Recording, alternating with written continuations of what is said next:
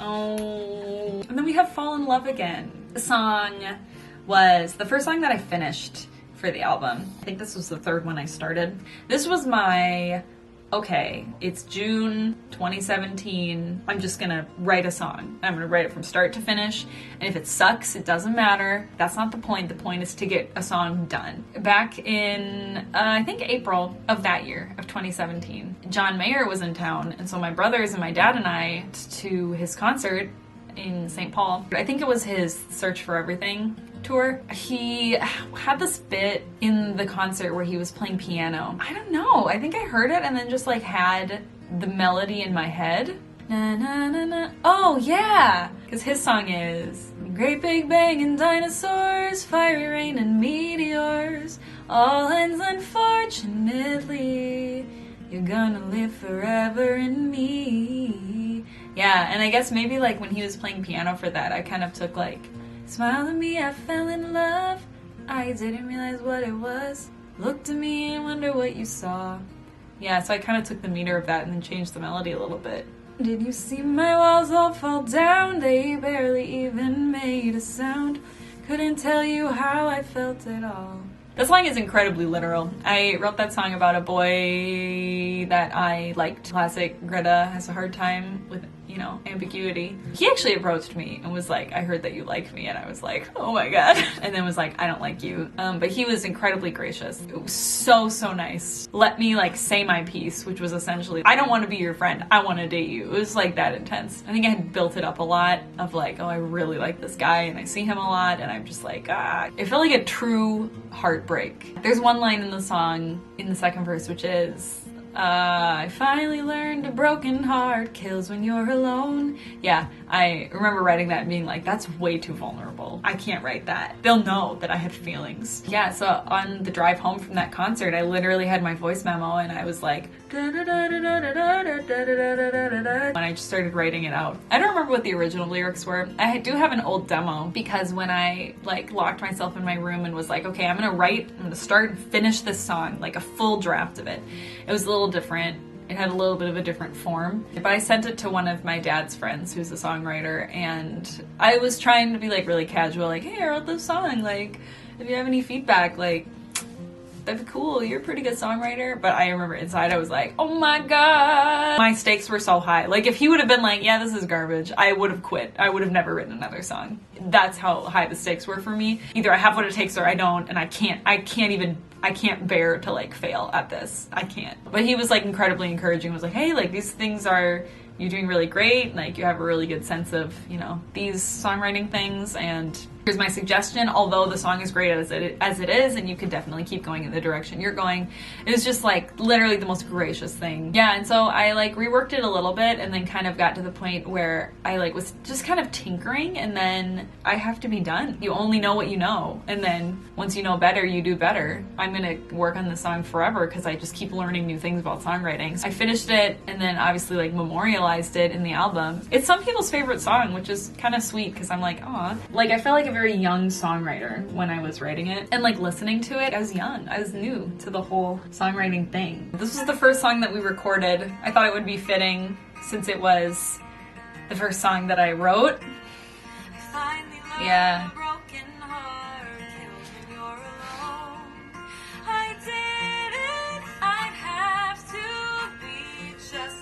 This song makes me so sad. I don't even know why.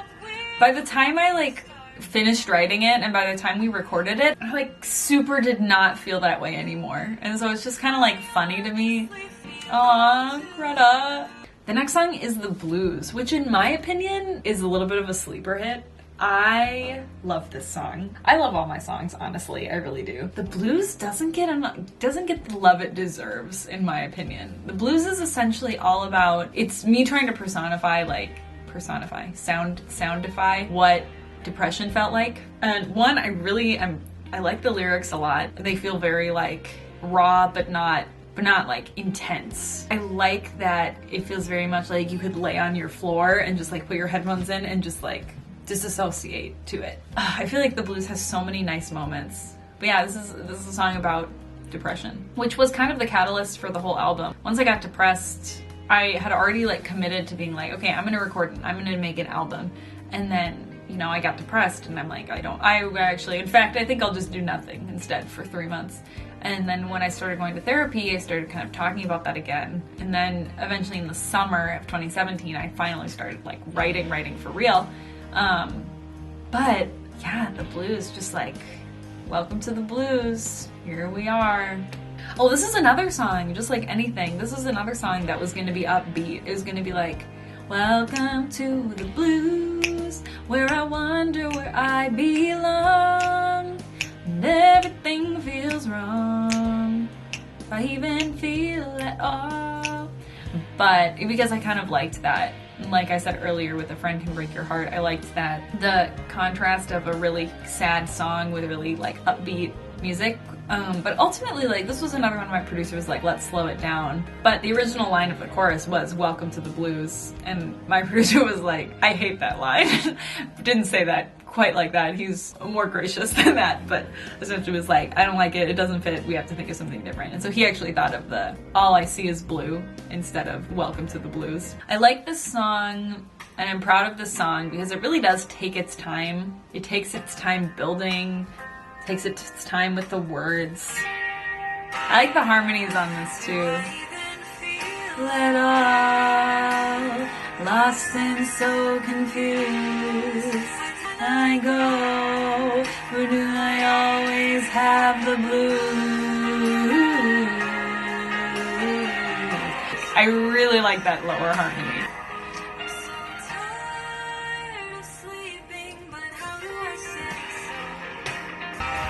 This is classic Greta. I was writing these songs. I kept running into the problem of I got everything that I needed to say out in the first verse and first chorus, and then I was like, oh shoot, like I have to make this into a whole song. And so I labor over trying to either spread out into full 2-verse song with a bridge, ideally. A lot of the time I couldn't do it. I feel like most of this album, it's like verse 1, chorus, verse 2, chorus, guitar solo, or outro. Like there aren't a ton of bridges. Literally just because it's like, I can't think of anything more to write, and so let's make it an instrumental break or whatever. For album number 2, like that's not so much an issue that I'm having, which is really nice. Oh yay, growth. I take everything so hard and then I fall apart. Man, you said it, Greta. I love this outro. The super long guitar solo into the keys solo. Classic. It doesn't get better. Oh, okay, this keys transition.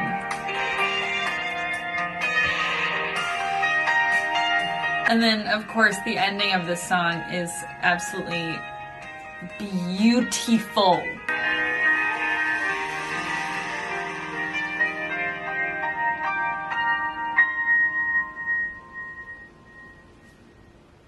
Okay, From Another Room. From Another Room is another Tumblr origin. There was a music post, and it was just an audio post of Claire de Lune playing From Another Room. I'm in one room, and Claire de Lune is being played in the other room. And I was like, man, there's a metaphor in there. You'll notice that might be kind of a theme with me. That's just like, that's how my brain works. This metaphor of like, I'm stuck in this room, but all I'm thinking about and all of my attention is in that room, which is like definitely something that I've kind of dealt with my whole life, of being a very like future-minded person. The problems that I'm solving now are almost unbearable, not because they are hard or unsolvable, but because my mind and my attention is in the future.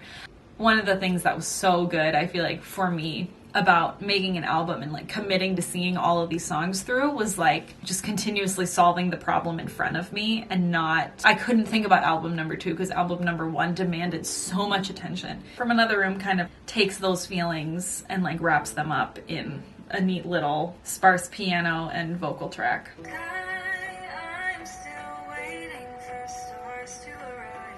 That line, if I'm the night sky, I'm still waiting for stars to arrive, is homage to the manga Soul Eater, because there's this moment where Black Star and his partner Tsubaki, he's like, if I'm the night sky, Black Star, then Tsubaki, she's the stars. I kind of twisted it, but like, if If I'm the night sky, then there aren't stars yet.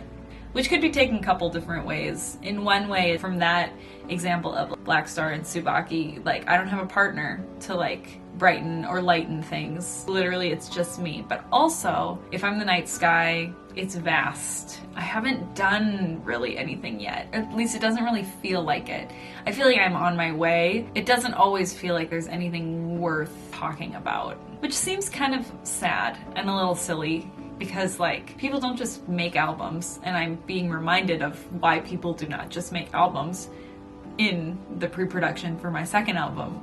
Yeah, that last part of the chorus, which is, maybe I'm the only one who's even listening, because like, I kind of am in the terms of, in the music that's in the other room of my own life, which is what has my attention, that is not right in front of me. I'm the only one paying attention to that. I feel like part of that is okay, because I think if you have like a clear sense of where you're going and like the direction that you're headed, I think that's important. But other people, I have a really hard time bringing other people in on where I feel like I'm going, because sometimes I feel like I'm the only one who understands what exactly it is I have to offer, which might be true. And you know, if that's true, that's not, I honestly, like, that's okay. But sometimes it can feel kind of lonely, which is I think why the music in the other room is melancholy. I see where I'm going and I'm really excited about that. And I'm also committed to giving this my full attention. Like, the weight of it, of being the creative director of my whole life, you know, and my whole career, is like a lot sometimes. This is a good line. I phase like the moon, soon I'll start waning. So what can I do but breathe it all out and make room for something else? Which is back to empty myself of self and make room for something else to fill me. This was one of the last songs that I finished, by the way. We were well into recording by the time we got to this song, and I had to finish writing the lyrics.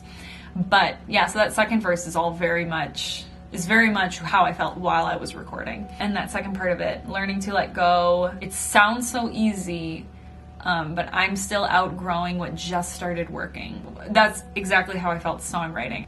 Because as soon as I felt like something worked, my mind got better. And so then it's like I look back at a song I just wrote and I'm like, this is garbage. I'm so much better now. But I can't reopen it, because otherwise I'll be there forever. So I just continuously like outgrew everything that I was learning in songwriting, and how to write songs, and how to be vulnerable, and how to put things into words, and how to communicate what I envisioned musically to my band. It was very exponential. I would approach this subject totally differently now.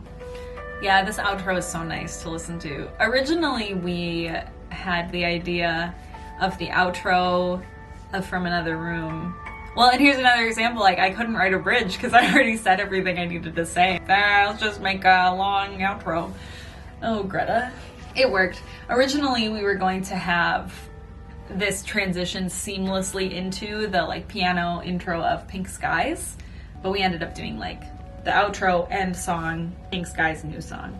And that brings us to Pink Skies, which is the last song. Wow.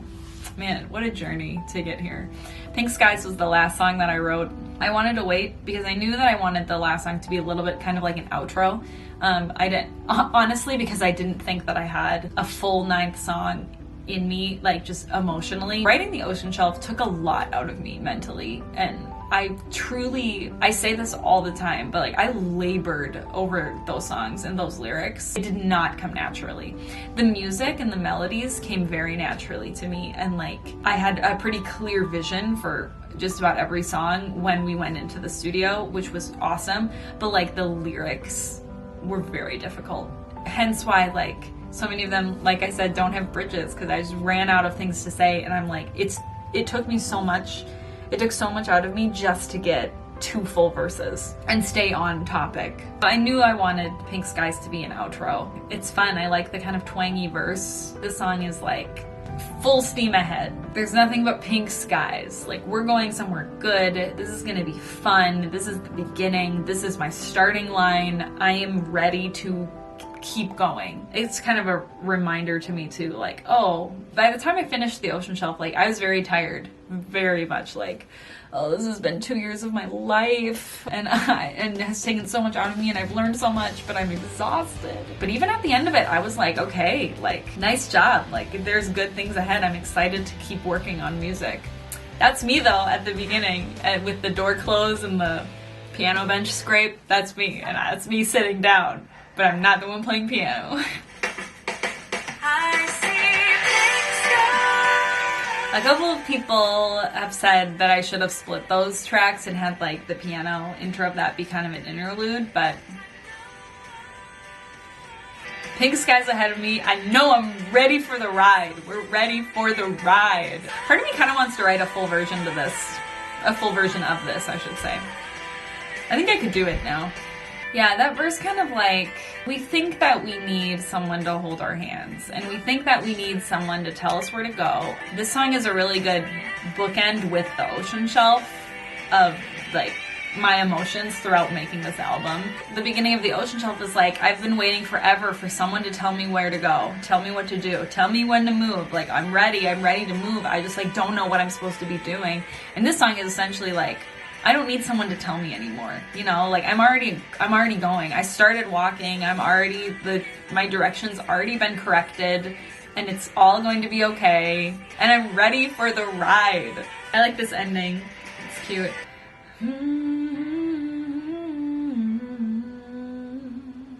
Yay! Wow. Well, yeah, that's my album. I'm incredibly proud of it.